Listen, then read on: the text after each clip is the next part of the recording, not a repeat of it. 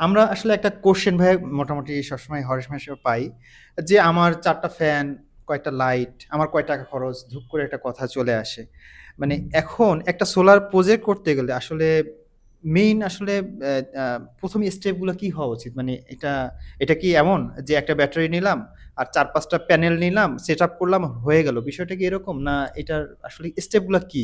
আপনার জায়গা থেকে এগুলো মনে আমাদের হয়। দেশে আসলে অনেকদিন ধরে কিছু রং কনসেপশন চলে আসছে যে আমরা যাব, যে আমার বাজেট এত, যে একটা কিছু নিয়ে আসব। এভাবে করে আসলে আসলে আপনাদের মানে শুধুমাত্র খারাপ অভিজ্ঞতাগুলি হয়েছে। সোলার নিয়ে আসলে ভালো অভিজ্ঞতা পেতে চাইলে অবশ্যই আপনাকে যেটা করতে হবে, প্রথম হচ্ছে আপনার লোড ক্যালকুলেশন করতে হবে, আপনার প্রয়োজনটা বুঝতে হবে, আপনার প্রয়োজন অনুসারে আপনার সেট আপ নিতে হবে, আপনার বাজেট অনুসারে না। তো এইখানেই আসলে হচ্ছে প্রথমে হচ্ছে লোড ক্যালকুলেশন করা। লোড আমার কি কি চলবে, হুম, হুম। কতক্ষণ ব্যাকআপ দরকার, অ্যাকচুয়ালি আমার কতটুকু জায়গা আছে জি, সাইট জি। ভিজিট করে এই জায়গাগুলো। ধরেন আপনার ছোট সেট আপের ক্ষেত্রে হয়তো বা অল্প কয়েকটা, একটা দুটো প্যানেল হলে হয়ে যায়। আপনার ধরেন এই যে ৪টা ফ্যান, ৫টা লাইট বা ৬টা লাইট, একটা ফ্রিজ, এই যদি আমরা চিন্তা করি তাহলে কিন্তু মোটামুটি ২টা প্যানেল হলেই হয়ে যায়। ২টা প্যানেল হলে হয়ে যায়। ২টা প্যানেল ধরেন আপনার মোটামুটি ৬২০ ওয়াটের যদি ২টা প্যানেল হয় তাহলে একটা ফ্যামিলির জন্য এনাফ। কিন্তু যদি বড় সেটআপ হয়, কারো যারা এসি চালাতে চান অথবা যাদের ইন্ডাকশন কুকার আছে তাদের জন্য কিন্তু আরেকটু বড় লাগবে, হয়তো ৪টা বড় প্যানেল লাগবে। হলেই হচ্ছে। তো এরকম আসলে কোনটা কতটুকু লাগবে এটার জন্য সবার আগে যেটা দরকার সেটা হচ্ছে আমাদের লোড কি কি চলবে, কতক্ষণ চলবে, লোড ক্যালকুলেশনটা করা লোড ইম্পর্টেন্ট। কালেকশন অর্থাৎ একটা সিস্টেম ডিজাইনটা আগে করে নেওয়া, ডিজাইন করতে ডিজাইনটা হবে করতে হবে। এবং এইটার জন্য অবশ্যই আপনার কি কি লোড কতক্ষণ চালাবেন একদম মনের কথাও কাস্টমার অনেকে বলে না। হুম, হুম, হুম। অনেকে ওই যে রোগীর মতো, মানে রোগ যা আছে ডাক্তারের জি, কাছে জি গিয়ে ভাই। সবসময় বলে না। কিন্তু এই সোলার আর আমি সবসময় বলি সোলারের বিষয়টা নিয়ে কনসালটেন্সি দেয়া আর ডাক্তারের মতো রোগী দেখা কোনো পার্থক্য নাই। পার্থক্য নেই। ঠিক আছে, এইখানেও আপনাকে এসে গোপন করা যাবে না। গোপন করে যে আপনাকে আমার চাহিদা কি? চাহিদা বলতে হবে, আমি কি কি আমি লোড কতক্ষণ চালাবো। লোড চালাইতে আমি চাই, গোপন ব্যাকআপ রাখতে কেমন পারবো না। চাই?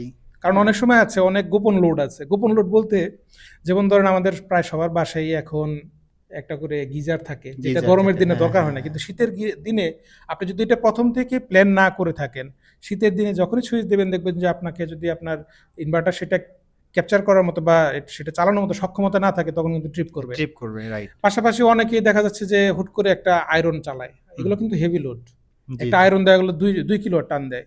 আপনি একটা গিজার হয়তো বা মানে ১২০০ আর ১৫০০ ২ কিলো টান এছাড়াও দেয়। ভাইয়া দেখি আমরা যে অনেক মোটরগুলো যে মোটর, আমরা যে বাসার পাম্প আছে। হ্যাঁ, হ্যাঁ, হ্যাঁ। অনেকে মনে করেন পাম্প তো আমি প্রতিদিনই চালাই। কন্টিনিউ চালাই, তো রাইট। এটা আসলে কি করতে এটা হবে, আবার স্টার্টিং একটা লোড আছে স্টার্টিং ইনিশিয়ালি এ অনেক, সেটা আবার হ্যাঁ, মানে বেশি বেশি পাওয়ার নেয়। হয়, রাইট। কিন্তু ওইটা আমরা বাদই দিলাম। হুম, যদি হুম। আপনার বাজেট যদি কম থাকে সেক্ষেত্রে আপনি যদি শুধুমাত্র লাইট, ফ্যান এটা চালাতে চান তাহলে আমার মনে হয় সবচাইতে ভালো উপায় হচ্ছে এই লাইনগুলো সেপারেট করে নেয়া।